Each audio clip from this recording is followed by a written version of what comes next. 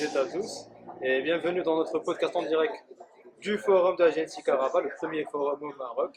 Aujourd'hui, nous allons parler d'un sujet au cœur de la révolution médicale, l'intégration des technologies de séquençage à haut débit, notamment la NGS.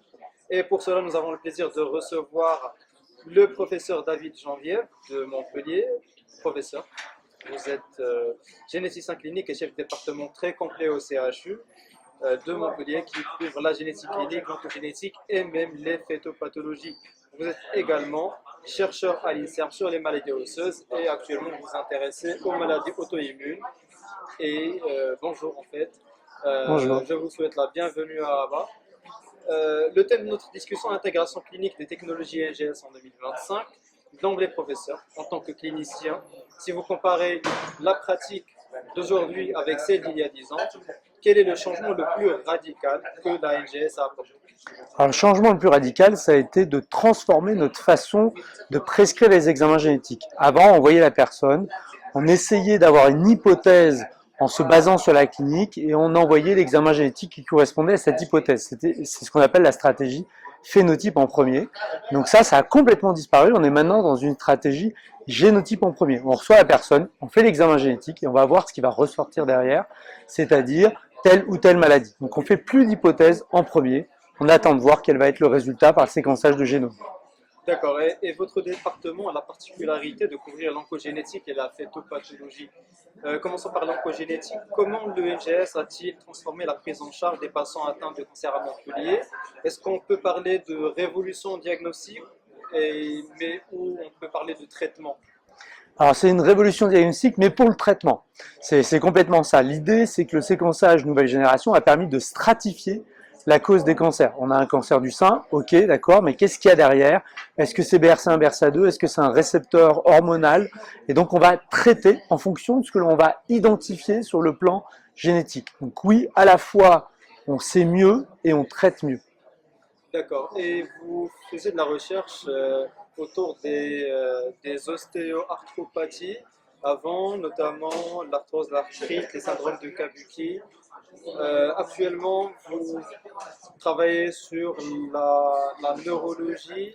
Euh, Est-ce que vous pouvez nous parler brièvement de votre projet de recherche? Alors le projet de recherche, il est double en réalité. J'ai un premier projet où je continue à travailler sur tout ce qui est auto-immunité.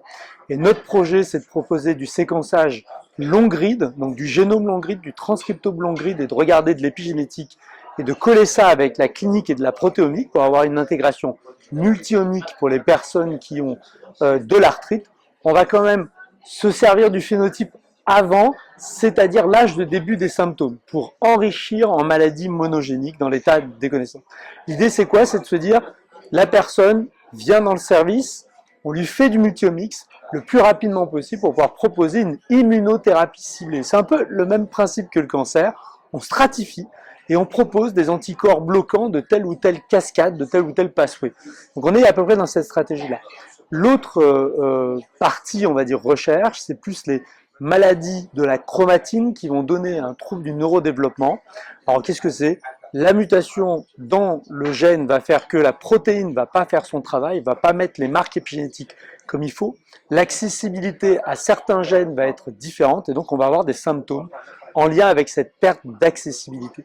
Donc l'idée c'est vraiment ça, c'est de se dire on essaye de mieux comprendre, à nouveau on stratifie et après, et on est à cette étape-là maintenant, c'est d'évaluer quelles cibles thérapeutiques vont permettre de rééquilibrer cette balance épigénétique qui est perdue, puisque la protéine qui met les marques épigénétiques ne fonctionne pas, donc les marques ne sont pas là. Est-ce qu'on peut utiliser des drogues bloquantes les marques épigénétiques ou d'autres stratégies comme l'édition du génome? On est en plein dedans, on est en plein dans nos modèles animaux, on utilise des modèles zébrafiches, poisson-zèbre, pour pouvoir justement traiter cette question-là. D'accord. Maintenant, nous avons parlé de votre côté professionnel, votre expertise. Nous voudrons bien sûr reconnaître un peu personnellement par une question qui passe par votre votre domaine d'expertise. Si vous pouviez connaître quelque chose, une chose à propos de votre génome, que serait-il et pourquoi? Alors cette question-là, elle n'est pas simple, parce que ça dépend à quel David vous posez la question. Le David jeune, avant d'avoir des enfants, aurait envie d'avoir accès à ce qu'on appelle le dépistage préconceptionnel. qu'est-ce qui permet de dire que mes enfants n'auront pas une maladie récessive ou liée à l'X? Ça, c'est une question à un âge donné. Et puis le David d'aujourd'hui, qui n'est plus en âge d'avoir des enfants, il en a assez, c'est suffisant, il va se poser la question plutôt de la pharmacogénétique. Si je prends telle ou telle molécule, est-ce que je vais avoir un risque grave ou pas? Et peut-être que le David dans 10 ans, qui va rentrer dans le risque du cancer, va se dire j'ai plutôt envie d'avoir des informations sur mon risque de cancer et dans mon génome, est-ce que je suis prédisposé à?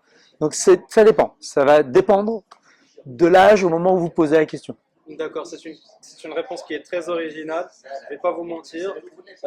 Professeur David, nous vous souhaitons la bienvenue à Rabat au Maroc dans ce premier congrès et nous souhaitons vous voir ailleurs, que ce soit au Maroc ou à l'étranger. Eh bien, merci beaucoup. Merci. Merci.